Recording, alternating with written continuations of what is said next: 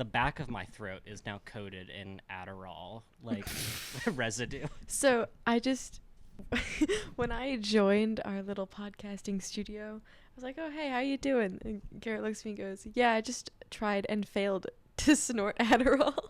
Well, you have to get, like, the surface, because I'm not a snorting drugs kind of person, because I'm not cool enough to know where they are, but Oh my God. I took my pill. Part of my personal news for the day is I think I kind of outed the podcast to my family, so this is a great episode to start with, if you are a loved one of mine. The motion picture you're about to see does not concern itself with the social or civil rights of American citizens or with the economic or social problems of American cities. It was produced to warn citizens of the nature of a revolutionary force affiliating itself openly with aims of international communism, and now active throughout our nation in a planned offensive to destroy the American system and seize control of the United States.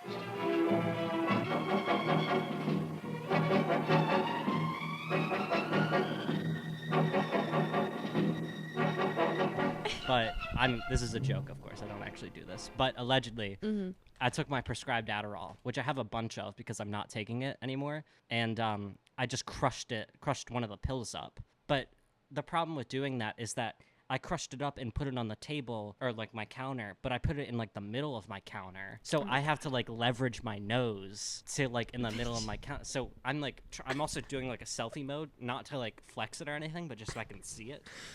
And so I just had like blue powder on my nose and like my mouth and stuff. But I eventually got it. I used 2 credit cards and leveraged it. It was a whole thing. So what possessed you to do this? So I was thinking, because, for the viewers at home, we attempted to do this earlier. And this is take 2. This is take 2, but we're already farther than we were in take 1. So in take 1, my computer fried, and then after the computer fried, and by that I mean I didn't know how to plug in a USB port, I was like, I don't know if my energy was that good. And I was like, so it's 11:34 at night right now for me, and it's an hour earlier for you. So I was like, I really want episode 5 of Truly Orwellian, welcome back by the way, to be electric. Yes. And I have this Adderall that I haven't taken, and it's going to take a while if I like go through the bloodstream and everything. So the most direct way I've heard, besides doing it through the ass, which I'm not comfortable with, is through snorting it. So I tried, and okay. I think there's a difference. You can tell.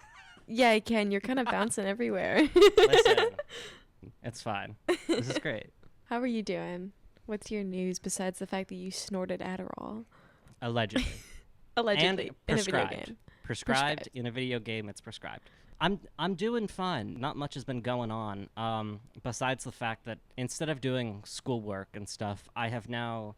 Don't give me that face. I have now. I have now decided to look into the personal web and explore the early 90s or late 90s, early 2000s world of personal websites. So I have been coding my own personal website for the past couple days. Ooh, that's very cool. It's not, if you look at it, it's, I put the link in my Instagram bio. Don't click it, but it's. Can I click it? I want to click it. You can click it. Okay, it's just HTML, basic HTML, and then I included a blog in there. I started a little blog. So it's just personal ramblings. I uploaded a blog post. Oh, wait, this today. is so cute. Yeah, you know. Oh, I like this. It's very Thanks. minimalist. That's one way to put it. Yep. I think it's cute. Yeah.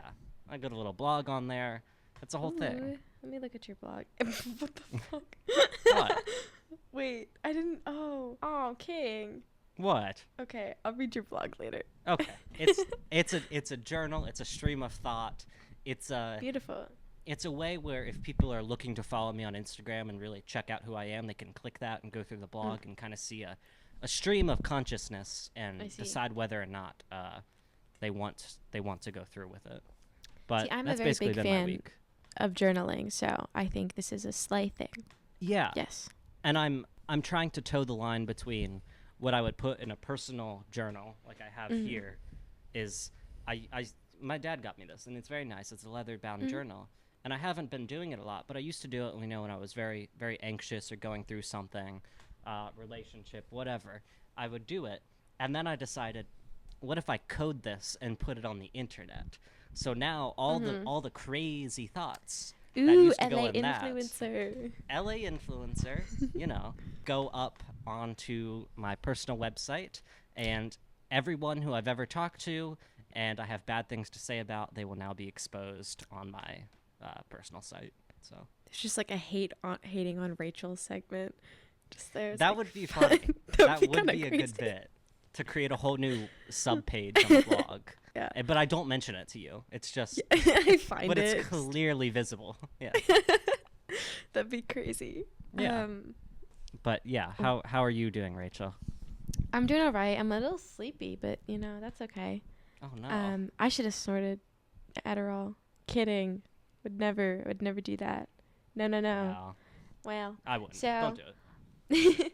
I have two stories. As promised, the TI story.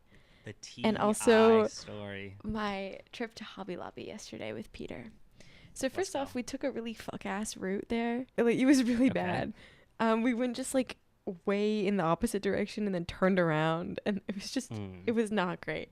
But eventually we get to Hobby Lobby, and like I forgot that they're like super Christian. Oh yeah, And, like, Hobby Lobby is like the most. Yeah, most of their store was just like signs that you can put in your bedroom, and I would like to read some of my favorites. Oh, please do. So my first favorite one is God, Guns, and Guts made America free. Let's keep it that way. Okay. Oh, that's good. Let me find my other ones. I started clicking buttons. Rules for dating my daughter. Number 1, have a job. Number 2, understand I don't like you. 3, I am everywhere. 4, you make her cry, I make you cry. 5, be home 30 minutes early. 6, if you lie to me, I will find out. 7, How long is the sign? she is my princess, not your conquest. 8, I don't mind going to jail. That's My insane. personal favorite is no girls allowed except mom. That's great. They did have some cutesy things of like sharks and like dinosaurs, but like yeah. Also a lot of pictures of Highland cows. Like a lot of pictures of Highland Are cows. Highland cows like the furry ones? Yeah, they're like the Scottish ones. It's annoying so because cute. I do like Highland cows, but there has been this section of hypercapitalism which has taken their beauty and marketed it, and they put it on like black and white photos at Target. Yes, that's literally that was Hobby Lobby. That was just Hobby Lobby. Like these really crazy signs and just a ton of Highland cows. I think it's a good mix. Honestly, It is. it's like, the big thing, like, this is everywhere, but back home in Maryland, because the only interesting thing we had within like a 10-mile vicinity was the Target. All these like girls would post on their Instagram stories like, can't leave Target without buying blah, blah, blah, blah, blah, like a bunch of things I don't need. And I think if I move to Austin, Texas, which is happening, by the way, that I am going to go to Hobby Lobby and just buy Highland cow things, and then that like 30-point sign about dating my daughter. They had a sign that said she shed, one that said man cave, and Peter and I looked at each other. We were like, we'd buy this for the bit. You guys should have a she shed and a man I think cave it'd be so funny in New York, of all places. yeah, where of all you can afford places. both of those things. Yeah. I actually unironically almost bought the Hello Kitty Roomba. That's a thing. Yes. Oh A my god, wait. Roomba? Yes. Holy shit. It's like a 3-in-1 vacuum. I thought it was so cute. Cause like, hold on. Oh my goodness. It's so cool. It's a Hello Kitty Roomba. It's a Hello Kitty Roomba, and it's like $37. Oh, I thought it was like, I'm off like 2007 economics where a home robot was $300. And yes, we had one. So come at me. Petite bourgeois. But it was a fun robot. You would like hide from it. Oh. Because it was scary. Yeah, it was cool. That's funny. But I'm glad you had a nice Hobby Lobby adventure. Yeah.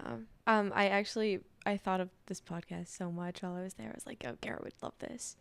I also thought, this is what I call a segue, when I was on Yes. my morning run a few days ago, when I saw the RFK merch table and some guy talking to people. I was like, oh, Garrett would love this.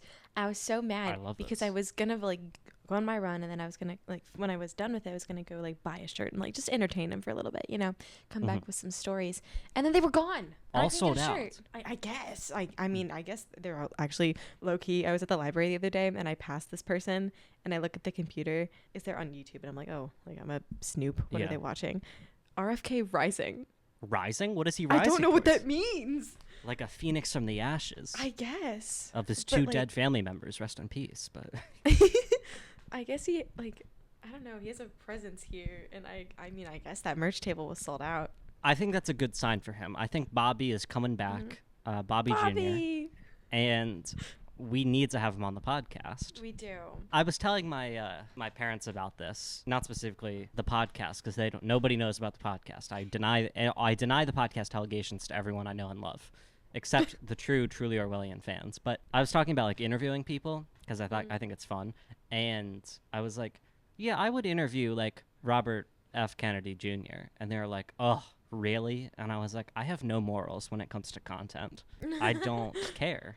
It's the bit or nothing. It's nothing but the bit is exactly what matters. I just would love to I just want to hear them yap. Like, just give it to me. Yeah. Like, tell me what your opinions are, and I'll tell you if you're wrong. And then we'll have a nice discussion. Tell them if they're... You see, that's the difference between you and I, which I think makes this a great dynamic when we interview Bobby, is I will agree with everything he says. Whether I agree with it or not. I don't have tell me more. The backbone. I'd be like, of course. But I was gonna ask. I'll tell him he's wrong. No worries. Oh yeah, of course. But did you see that that video of him talking about releasing a bear in Central Park, a killed bear? I was okay. First off, I couldn't follow the story, and then I got sad because I thought he killed a bear. And it sounds like okay. The person in front of him did. Okay. I was just, what the fuck is he doing? What is he doing? He said he thought it was a good bit, and he said his friends were drinking, and wouldn't it be funny to make it look like someone killed a bear in Central Park through a bike crash? Okay, I was so confused because I went, what? Mm-hmm. No, why is he telling people this? Apparently, who needs to know? I was talking to my dad about it yesterday, because this is what we talk about as a father and son relationship. And I was like, yeah, he just brought it up by himself. And he was like, well, the New York Post was going to come out with it, so he wanted to scoop them a day early. And I was like, But how did they know? I don't know. That's so stupid. Apparently there's a picture of him, like, holding the bear. And I'm like, how did they get that? That's crazy. We love Bobby. We love Bobby. Okay, before we get too into the news. Of course. T.I. So. The rapper. So. T.I. And provide some context about last episode. Okay, so last episode we talked a lot about comedy, and for maybe some new viewers, maybe some who need a reminder, I worked at a comedy club last summer. Can't name which one. It was not the Mothership. Okay. The Comedy Mothership by Joe Rogan on 6th Street in Austin. No, I would just straight up say it if it was the Mothership. And then we'd get a cease and desist letter, but it's okay. Oh, well. Anyways, so T.I., he has like I think it was 6 shows, which is an egregious amount of shows for him because he's not a comedian. No. And the thing is, he was doing like a promo tour for his like movie that was coming out, because also he like owns a movie company or something and like makes movies, which I was like, okay, King, sure, do your thing. This man, oh my god, there's so much shit that happened, from the fact that we had like a fuck ton of Uncrustables in the fridge that were for him, to the fact that he was like 30 minutes late to his own set one night. That rocks. Like, every single show he had was sold out. So over 300 people in the building. A lot of people. Busy night. He had 6 openers. Okay. I don't know how like versed you are in the world of comedy. When you have more than 2, that's embarrassing. Like, that just means you're bad. Like, 1 is standard, 2, sure, sometimes. More than that, that's like double the amount of a normal show. And these 6 were not that funny. Wait, for one guy. Was T.I.'s show comedy? Or was it rap? Okay. It was No, comedy. yeah. It was an attempt at comedy. Okay. We'll get there. Only one of his openers was funny, and conveniently, it was the nicest one out of all of them because. So I got this like large ticket for the green room, and I'm like, okay, sure. So I go take it back. I'm like struggling, by the way, because it is a like mountain of food for these 6 people. I'm about to fall the fuck over. I open the door and I'm hit with a cloud of smoke, and I go, oh my god, I have to drive tonight. What the fuck? Because they hotboxed our green room. They just hotboxed the green room. It was so bad. It reeked in there. And I'm like, they're like smoking as I'm like pulling up. And I'm like, Jesus Christ, guys, have some decorum. Go outside. The door is right there. Nah, dude, you have to do it in the comedy club. Right. I pull up. I have their food, by the way. This is their food. I could just turn around and walk away, and I almost did. The green room trashed. There was shit everywhere. And I'm like, okay, sure. Everyone like kind of looks at me awkwardly and then looks away, except for T.I. He doesn't look up once at me, which is which whatever. Other comedians have not done that in the past, but it's like, come on. I'm Out eating your food. Say it right now. Adam Friedland. from No. Hometown.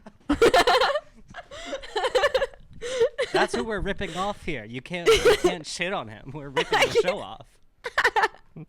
Okay, but I have all this food for them, and I'm like, okay, guys, like, hi. I don't know where to put it because all the table, every surface, I'll just leave it on the floor. Like, all your surfaces are covered. Mm-hmm. Conveniently, the only comedian who was funny was the one who looked at me and started helping. I was like, thank you, because the rest of you are not funny.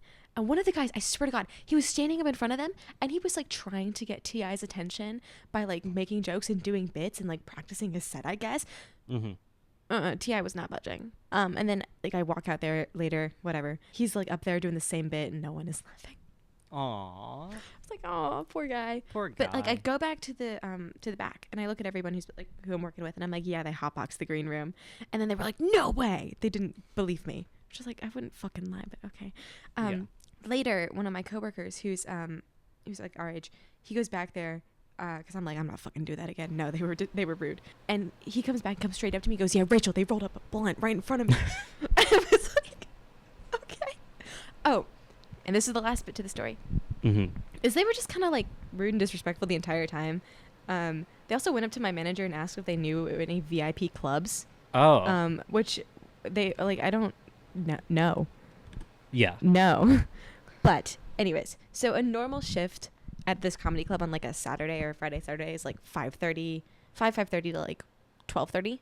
But we can't technically end until the comic is done and the whole like room is like clean and all the dishes are done. Right. So T.I., he like they red light the comics, or like one technician would like red light them to say get off the stage, you're done. I'm familiar. Their tech guy came up to our tech guy and said, we don't need it anymore. I'll handle it from here. And so our tech guy comes to the back and goes, I don't know what to do. T.I. goes on for like another hour. It's past midnight. Everyone wants to go home. All of the servers have cashed out. The kitchen is closed. We are waiting on dishes from the main room and to clean it. He is out there. He is yapping. He's not even doing comedy. He's just giving a TED Talk. That's and, like, awesome. One of my managers was pissed, and he's walking around the floor like going, what the fuck? People are asleep. The patrons of the comedy club? Just asleep. Yeah, they're just sitting there sleeping because they've been drinking all night, and then this guy's up there yapping. And like, when I walked out there, it was just like some rich guy telling like his stories about his son. Like, people were like laughing with him like you do with a friend, not because he was funny. I mean, that's why he sold out. Is because he just wants to have 300 friends at a time. Like, talking about like poker or something totally unrelatable, that I was like, okay, bro, sure. Yeah, like betting $30,000 a hand. Like, yeah. And the common man T.I. Right. So that was my T.I. story. He hotboxed the green room, and I lost a lot of sleep that weekend. We love T.I. We love T.I. Who I'm pretty sure is a rapper. I believe is an American rapper. And is now a comedian. I don't know what he's doing. He has like, I'm so serious. He has like a movie company or something. I don't know. Yeah. Oh well, this isn't that's the fine. first like tour he's done. It's certainly the last one I will ever go to. Damn, not a T.I. fan. No. Well, maybe we'll make amends on the Truly Orwellian podcast. T.I., if you're out there. T.I. Also, his like some audiences are like super nice, and some of them are super disrespectful, and his was really disrespectful. I can imagine. Yeah. Low-key, the Nick Mullen audience was super nice. Everyone likes to hate on Mulldog. No, I've been they there. Were sweet. He was sweet. Yeah. Yeah. But Shout out. the T.I. audience, not really. They were also vaping in the showroom, which I thought was funny. I mean, that rocks. You're not like, there's big signs everywhere that say no smoking, no vaping. And it's just really funny to me. I'm really pissed that, I mean, I get it on planes and stuff, but the vaping and smoking indoors and everything, we need to bring that back. And in New York City, I think they finally got rid of it in 2004, so a year after I was born. And I'm really sad that I wasn't born in the right generation where I could have enjoyed a cigarette indoors. You know, everyone in the back, though, is smoking, though. Like, they just came into the front room. Oh, no, like in the kitchens. Oh, what the fuck? They were like passing out a dab pen. I'm totally outing these people. Oh my god, they'd go outside to smoke they'd go outside to smoke cigarettes, and like some of them would vape outside, but a lot of people would just vape inside. They need to make an indoor cigarette.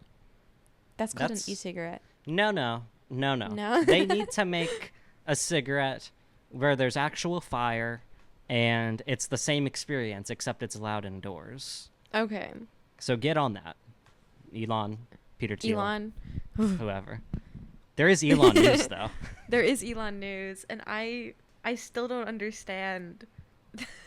I don't understand. Okay, so the UK riots. Mm-hmm. I was like trying to figure out what was going on, and then everything I was getting was Elon Musk is saying a civil war is starting, and he's getting backlash. And I went, why are we talking about Elon Musk? It's really funny how he did kind of monopolize the news cycle with like a couple tweets instead of the people who were actually killed. I couldn't like figure out what was going on for like a few days because every story was about Elon Musk. Right. I don't know what's happening. Full transparency, because I saw UK whenever it was in the news, and I was like, I'm not super interested in what's going on in British land. But do you know what's happening? Do you have like a gist? Okay, from what I've gathered, and I would love if there's like a way to fact check me, that's perfect. I'm not gonna fact check. Cool. Okay. What it sounds like is there was far right protests and like 4 little girls were killed, I think. Mm-hmm. There might have been some counter protests, but I think a couple mosques were attacked. It's all like anti-Muslim sentiment that's started it, and like anti-immigration. And I'm kind of hazy on like counter protests, but that's allegedly has happened, but I haven't like seen any proper reporting, but I wouldn't be surprised either way. Yeah. But I think that has happened. My understanding, I'm still confused at the initial thing, because I know, right. I think 3 or 4 girls were killed, like little girls, which is really sad. But I don't know the like impetus of that. Like, I don't know what sparked that. That just seemed like it was kind of a random, senseless killing. They did just have an election, but it was like it's been over a month. Yeah. So it can't have been that. And it was switched power from the Conservatives to the Labour Party. Shout out Labour. I think by the way. they won in like with a big majority. Yeah, I think Rishi Sunak or something was the former guy, and I remember looking at a few pictures of him and hearing him speak, and I was just not a fan. Yeah. But besides my confusion about the initial like killings of these girls, was that there was like people gathered and shit, and they were like kind of mourning them, and then from this BBC article, they were saying that hoaxes were spread and like fake shit was spread, saying that like Muslims were the ones who attacked the girls, and it got super right wing super fast. So instead of being like, oh my god, I can't believe these girls were killed, it was like these fucking yada yada yada. And then from what I understand, that boiled up into like a bunch of people kind of going around and attacking things. But I don't think it was like a civil war is what Elon Musk is calling it. I don't think it was that, especially because if it was a civil war, I think we would know a little bit more about it by now. I think it would be reported on. Yeah. I think there would just be something there, but what do I know? Right. I saw on Twitter a screenshot of like a Facebook post, and Facebook is fucking horrible now. Like it's all AI shit. So this was an AI thing, and it was like, I guess part of the reason why like the right-wing protests started was like it was a clearly like AI image, like people with like four hands or something, and they were like they did like these Muslim people or whatever, like people in like super headdresses and shit, and they're like, look what's fucking taking over our country, dog. And it was like, this is AI. Like, you're not going anywhere, pal. But yeah, and then Elon Musk said, like, there's a civil war happening, and everyone kind of shat on him. I was so confused because, okay, you know that Sonic the Hedgehog account I follow? Oh, yes, I love those memes. I love them. It's Yeah. so funny. And it's also just like, whoa. But it started talking about the UK like being at the brink of a civil war. And it's like, this is what the puppet masters want you to believe. And I had like such whiplash because at the same time I'm watching Harry Potter with my parents. Oh, man. Shout out. Shout out. I'm going back and forth and I'm like, what is going on? There's so much. But, You were like super UK pilled there for a moment. Yeah. Fucking Yeah. UK Civil War, Harry Potter. Harry Potter. I went to London this summer. That's crazy. I forgot about Yeah. that. We never talked about that. We'll bring it up We in another did, yeah. episode. Yeah. But yeah, I think people were saying that Elon Musk tweeted a civil war is going to happen is because he's actively in a custody battle with Grimes over his children, and people are like, he's saying this because he's losing custody of his children. Yeah. He is not winning those kids. Yeah, definitely. That's funny. Or not really, but like also it is funny. No, it's I don't funny like that he's him. losing It is custody funny, of his yeah. kids. Yeah. And L. shout out Grimes. Shout out Grimes. Woo. So I really want to talk about the Adin Ross stream. Like really badly. I want to talk about it too. Did you watch it? I watched Hassan react to it because I didn't Okay. want to watch. I'm not getting on Kick. I refuse. I've been on Kick a few times because XQC is on there, and what can I say? Sometimes it's fun at 1 a.m. to lay down in bed on my laptop and watch fucking online slot machines go. But yeah, Adin Ross streamed with the true president, the real president, Donald Trump. I'm gonna jump right into it, and then we'll Yes. go around. The FEC violations are crazy. Really fucking funny. He's just such a dumbass. He's so both of them, but Adin Yeah. is so dumb, and that car is so ugly. It's really. I loved. Did you see? As Trump's walking out, he goes, "Oh, an Elon." He called the car an Elon. That's crazy. Trump is clearly not into the gifts Adin got him. Oh, no. It's so funny. Dude, the Rolex, he's like, cool. I don't even know what, he was kind of incoherent. He was like, now I know you're serious or something. And it's He's like, I gotta watch. I was like, yeah, what? this man is never wearing that. And also No. legally can't. So Yes, and like he probably has a Rolex already that he likes. yeah. Or like a don't- Trump branded one. Yeah. Yeah. Who thought that? Okay, I'm more interested in the car. For those who don't know, you know that super fucking ugly car that's like driving around all the time. It looks like a futuristic painting. It's like a rectangle, but like bad. The Cybertruck. The Cybertruck. Yes. Ugly ass car. Trump was gifted illegally that by Adin Ross with picture of him post shooting where he's got his fist raised and there's blood and all the Secret Service are trying to like drag him away. Mhm. It is so ugly. Oh my god. It's not a good car. I'm going to be No. honest, especially for someone like Donald Trump. He's not. First of all, Trump doesn't drive. He is No. driven everywhere and has been driven Yeah. everywhere for like 3 decades. Yeah. He can't drive so- that. It's like Jojo Siwa with her car in LA. Oh my god, yeah. Oh You yeah, can't because the drive fucking rap. Yeah. Imagine getting cut off in traffic by a fucking Cybertruck, and then you look at the wrap, and it's the Donald Trump edition of the Cybertruck. Have you seen that video of Jojo Siwa cutting someone off and her Oh, car with yeah. her face on it? That's so good. I love JoJo Siwa. It's crazy how she's our age or older, and she's still rocking with it. And I'm like, you have to respect the commitment to the bag, first of all. Yes. I low-key, yeah. So you watched the full stream? I watched Or- quite a bit of it because I watched Hassan's reaction, then I went back to the actual VOD to see the intro. And the intro, which Hassan did not stream, but the intro was of Adin Ross sitting there in Mar-a-Lago, I'm guessing, Trump's Florida golf property thing. And he's sitting there, and all of a sudden Adin goes, all right, it's coming, it's happening. And he plays 50 Cent's Many Men Wish Death on Me. Which I have now added to my like songs, because I'll be honest, that song flew under the radar a little bit. I had heard of it, and I listened to it, I'm sure, in passing once. But the song is about people wishing death upon you and escaping, from what I gathered, potential assassination attempts, potential killings. And I think it's a personal story to 50 Cent. So after Trump's assassination, people immediately started using that song to frame Trump returning triumphantly. And yeah, so Adin starts playing it. In the background, there's literally a 200-year-old woman, a woman in a wheelchair, who I don't want to hear her opinions on rap. I'll say that. And also everyone else there is white, capital WH white. So listening to 50 Cent, and then Trump walks out, and he's kind of awkward with it, but he's still got the riz, and he's like, oh, there we go.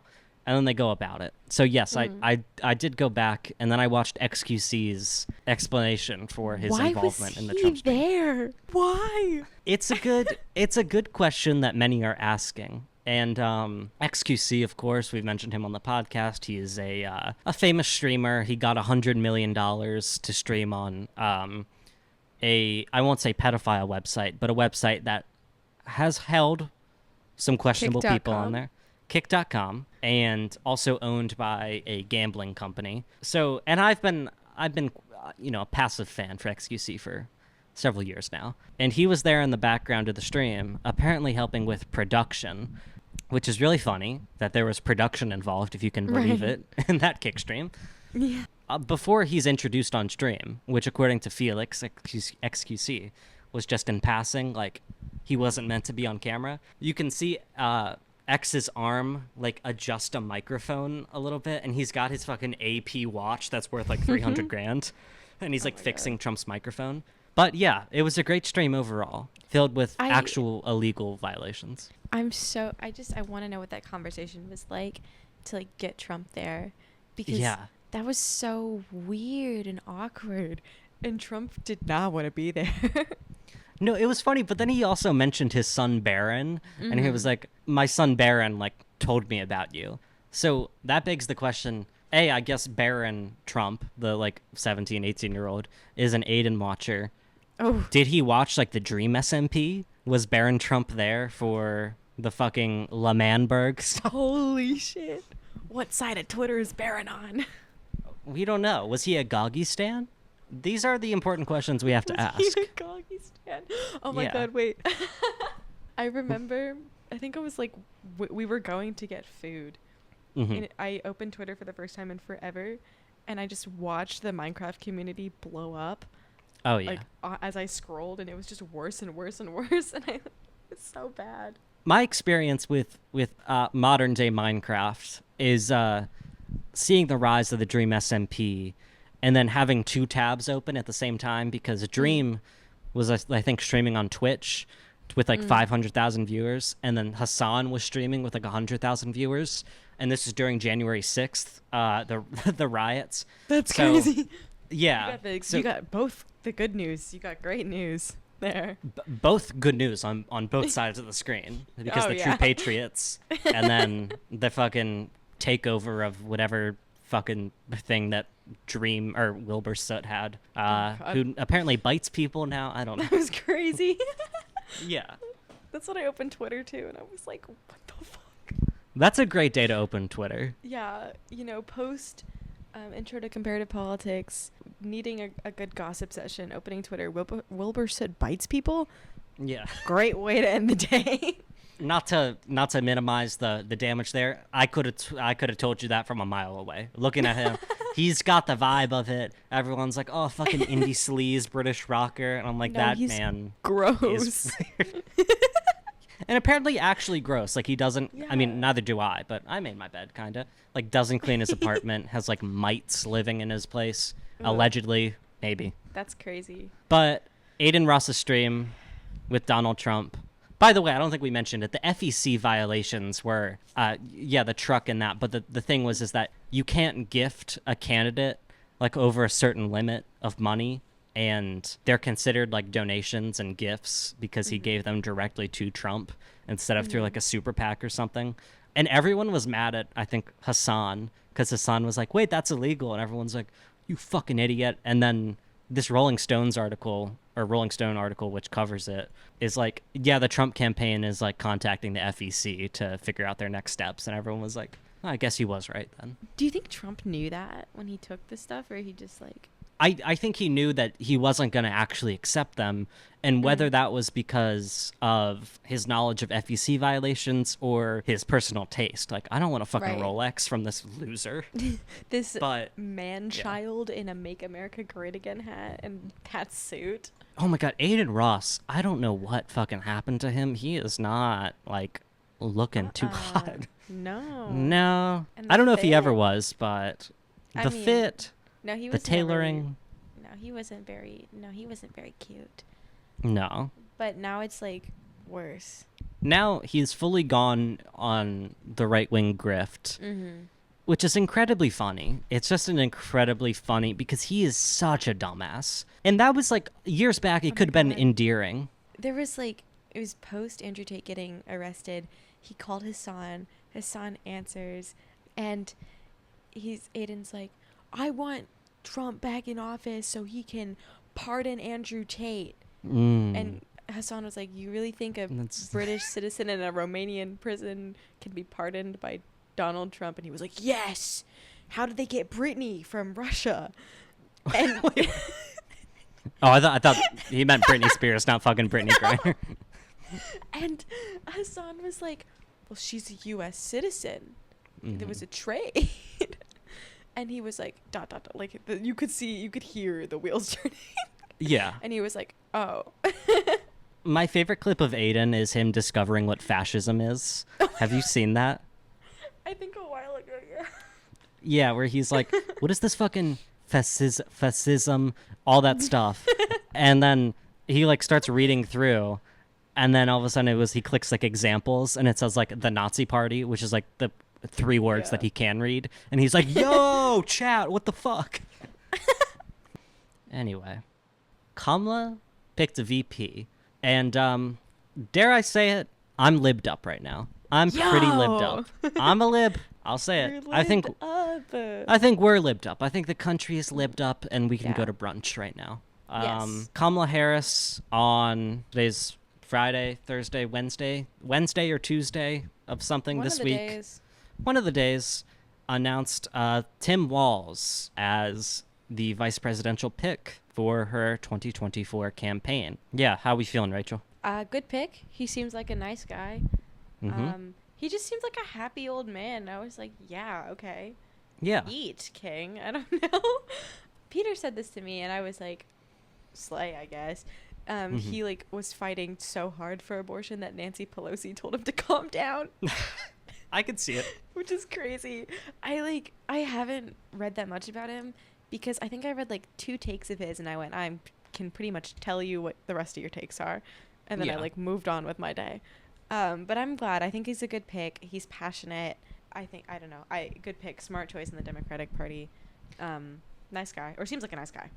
Yeah. I think we could say it. I think he's normal. I think a big part of the reason they picked him is because he popularized the weird framing of of Vance and like the Republican Party. Yeah. And I was reading an article somewhere where it was like a bunch of people like Biden, his whole thing was like, democracy is on the ballot. Like, we got to vote to save our democracy. And then like Clinton did the same thing in 2016. And it's like, this shit doesn't really work. And by just a regular ass guy coming in there, Timmy, being like, these guys are fucking weird. It's like, 50 state landslide right there. Yeah. Yeah. Which is kind of crazy that that's what it took. Yeah. They're just being weird. That was crazy. I think it's the correct framing that we need for the kinds of people we're dealing with, like Just Dance Vance and all the rest. One of the things I saw about him was, he is like against the Iraq war, and I was like, oh hell yeah. And then there's a clip of like Vance shitting on him because he's like, when the military said to deploy, like, oh fuck, I forgot the word for it. Immediately deplore. Yep. Deploy we'll go me. with it. I like said yes, but when Tim Walz had to, he left. And I was like, well, low key, let's think about this one.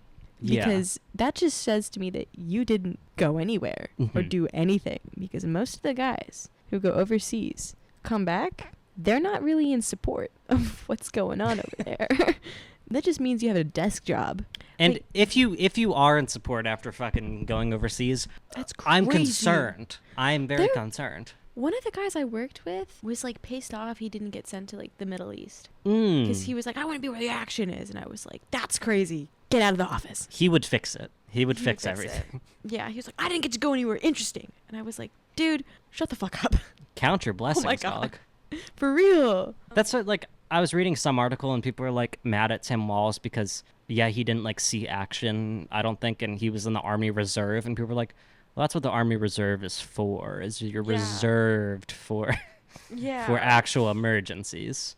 I don't think it's necessarily like an ignoble thing to not want to go overseas. Oh yeah. Like if you I don't know, if you follow that line of thought, then it's like, why didn't you join the military then and go overseas yourself? Yeah. So I mean, I commend Tim Walz for not dodging the fucking mandatory select service or whatever, because when I turned 18, I was all about that. I was trying to find a way out of it. And I would have gone to jail because when you turn 18 as a male in this country, you have to sign up for some bullshit. And I didn't want to do that because when called upon, I will not serve this country. I don't give a fuck. Can you prove you're a pacifist? The thing is I can't because I am all for fucking Iran attacking Israel right now. Like if the United States, like, I want fucking Turkey, the U.S. and everything to like to join and do like planned assassinations. I'm not gonna say on who. You can't say this shit on the pod. I'm in a video game. I'm not actually doing. And God. Guys, I'm on drugs right now, so you can't say anything. I'm actually a victim. What the fuck? I'm a victim of the medical system. I can feel the prescribed Adderall in a video game. Listen, we couldn't make it through fucking 2 minutes beforehand, and now we're 47 minutes in, and it feels like 5. Actually, so I don't want to hear it. Okay, listen. I'm sorry. I have to give you shit. No. It's my job. It's fine. It is your job. We are getting paid, and by that I mean we're losing money actively in this podcast. Still waiting for the checks to come in, guys. Come on. Guys, it'll happen. Trust me. Patreon coming soon. But anyway, back to Kamala real quick in this VP pick. What's up? I'm sorry. I had like my brain went, God, this is the most unhinged episode ever. And then I was thinking about what little graphic I'll make. Oh, perfect. I can't wait to see. Back to the news, whatever. I remember hearing fucking Pennsylvania Governor Josh Shapiro's name, and I didn't know anything about him, but then I read some shit, and apparently he like covered up a stabbing and called it like a suicide, but she was stabbed 20 times, and several of them to like the back of her body. And he was doing this like as governor, and people were like, what's this mean? What does this mean? What? Yeah, so shout out Shapiro. Unless I'm reading this wrong because I skimmed this, but I'm not gonna look into it, but I'm pretty sure it's right. In 2011, Ellen Greenberg, a 27-year-old Philadelphia teacher, was found dead. Yada yada yada. In February 22, the Attorney General's office announced it had reviewed the case and ruled once again the cause of death was suicide. So it goes on. There's some more shit. But ultimately, the big news is Josh Shapiro is a fucking nerd and loser and may have covered up a murder. Oh my God. Which I think is funny and goes to show that Tim Walz is probably the better pick. Yeah. Okay, yeah. What is this Walz George Floyd tweet that you have here? Okay, so retracting my previous statement about being super libbed up, this was one thing that I saw that didn't get a lot of coverage, was that... Or it was getting coverage, but in a weird way, from the Kamala campaign.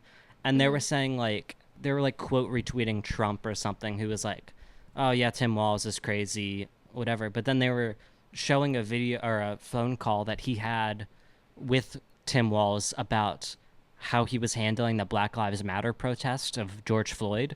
And Trump was like, I think he's doing a great job. And the context of that is, like, the great job there was, like, sending in the National Guard to fucking like take care of the Black Lives Matter protesters. So it's like not the best move, especially as the Kamala campaign, to be like, haha, Donald Trump, checkmate, you actually supported him. And it's like, that's a bad thing. You shouldn't have brought any light to that. No, I wouldn't have known about it. It's not great. But also, I did want to mention real quick, ever since Walz was announced, they've, of course, been doing like these big campaign rallies. The first one in Pennsylvania and then in Detroit. And at these rallies, Walz is doing pretty good. Like, he has the rhetoric down. He's charming, whatever. And to her credit, Kamala is doing pretty decent also. But that's mostly in the context of her just like pointing out that Walz is a good choice for VP. That being said, in Detroit, I think this was on Wednesday, there was this one important moment that I think we should mention, and that is Kamala's response to pro-Palestine protesters, interrupting her speech and then pointing out how fucking cozy she is to Israel. I actually didn't know this had happened until you put this in here. Yeah.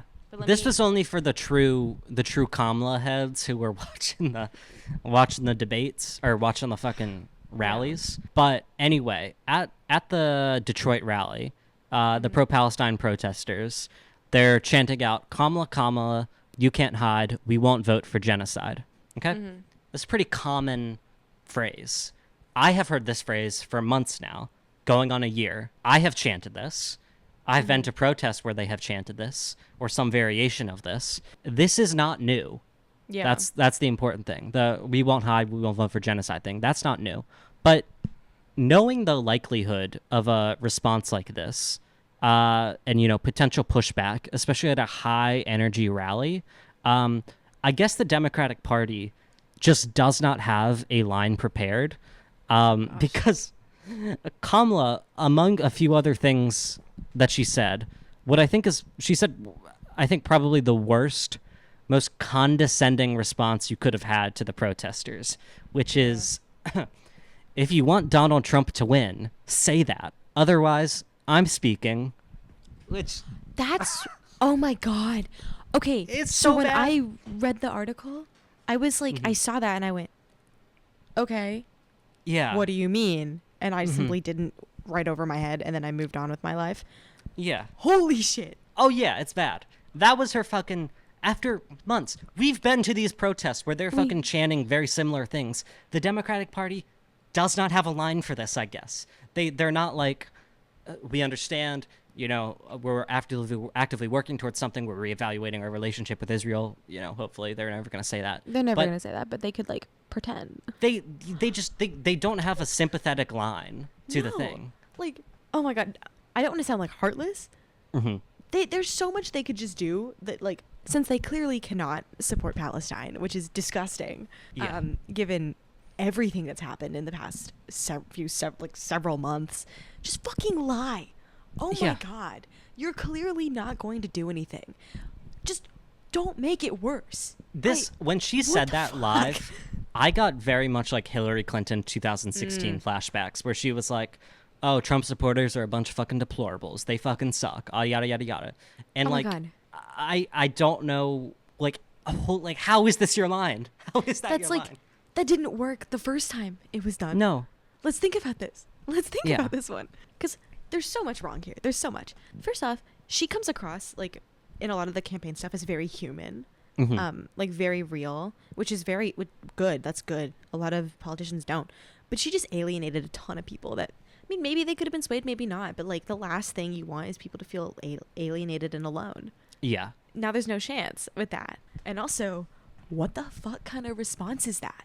No, there is, like you were saying, like, just lie. Like, there is a way to massage it, fucking come up with some bullshit word salad.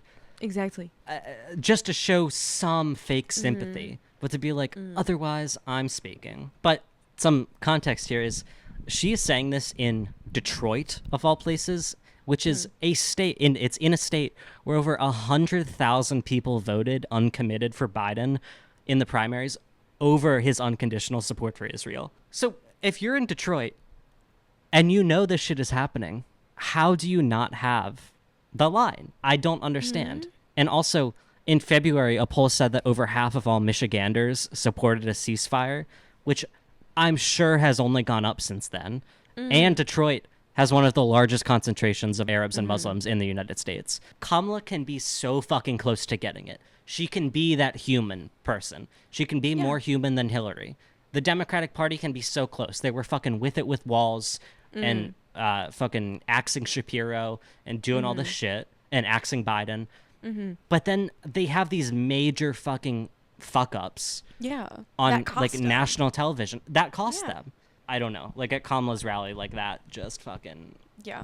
And it didn't get a ton of media coverage, but I think it showed to like more left-leaning, if you call it that, progressive people, which is a sad state of affairs that you have to like box in anti-genocide people as like left-leaning. That's what she said. Was this? I think I saw this line and I couldn't remember. I think it's in this article that you put in. It was the left is divided among this, which is made me sit there and I was like, okay, whoa, what the? Fuck? This. Yeah. This article, I did want to highlight the New York Times' take on this because, oh my God, yeah. you know, a journalistic institution like the Times, who has had such great, fair, unbiased, clearly not fucking deep-throating Israel, their coverage on the Palestinian genocide. Obviously, they will have the best take on this. Of course. So yes, I think they threw out some words like, oh, the left is divided, whatever. Okay. That article, it was so weird because it's, you know, like, bear with me on this one. Yeah. You remember that Piers Morgan debate where the kid comes on and he's like gunning for Biden? Oh, yeah. Like, shout out so Henry hard. or Henry, whatever his name is.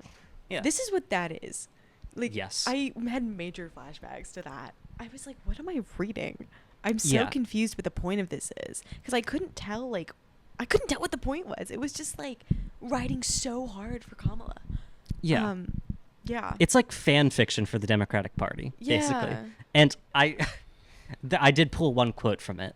And the article, by the way, in the Times is titled, I'm speaking now. At a rally in Detroit, Harris stares down her detractors. So already, spicy headline.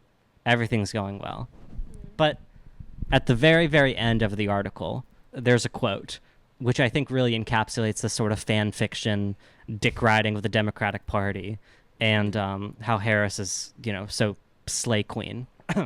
Quote, after 10 seconds, she lowered her chin and her eyes grew wider. Yes, she meant it. More than 30 seconds passed before she allowed her smile to return. A chuckle rippled through her body, and she returned to her speech. End quote. I love Wattpad writers so much. Shout out the New York Times. This is a Wattpad fucking article. This is Wattpad. on pro-Palestinian protesters at a Kamala Harris rally. What did they mention that it was pro-Palestine? They quoted the chant that they had, but I don't think it was very clearly. It was a weirdly written article, and it was just kind of With all due respect, this is a fucking terrible article. It's not a good article. And the New York so Times bad. has many of these types of things where it's like they try to do some like, oh, inside the head of this person and like trying to get like a wide scale. It's like fanfic. Like this reminds me of some of my writing from many, many years ago where it was like log back into your AO3. Yes. Get back on that AO3, which is in beta, I believe still. And post this. Do not be a fucking New York Times journalist and say this shit. But that was it for what I had about Kamala, and I guess her VP. Ugh. TikTok loves her, which is I can't open TikTok without finding some sort of like Kamala edit. Oh yeah. And I want them. I don't want any more. I love Chapel Roan. I'm a Chapel Roan girly. I swear to God, if I hear the song "Feminine Nominat" to Kamala Harris one more time, I will vote RFK. We're voting RFK. We're writing him in. Yeah, I don't know what fucking happened in the past like month or so. I guess ever since Kamala, everyone became a Kamala stan. Yeah. Yeah, they all became like Twitter liberal, establishment Democrat fans, and then are going for Kamala, which I was like, did we not just? We all were like going over like the nuance of, fucking. The United States elections and like all the shit that was happening, and now we are immediately forgot that we put on our hats. Yeah. Let's go. Dude, fucking 70% of the Twitter users who had the fucking watermelon in their profile in their bio, they're like literally, I've seen like countless numbers where it's like the tweet is if you're not voting for Kamala Harris, or if you're not fully supporting Kamala Harris, then you're a fucking terrible person. Then I look at the name and it's fucking like Genevieve, Free Palestine, and it's like, I don't think you get it, dog. I don't like. This is not the thing. The buck doesn't stop at like. No. I don't get it. She's also received some money. Oh yeah. And I think has changed her positions on Free Palestine.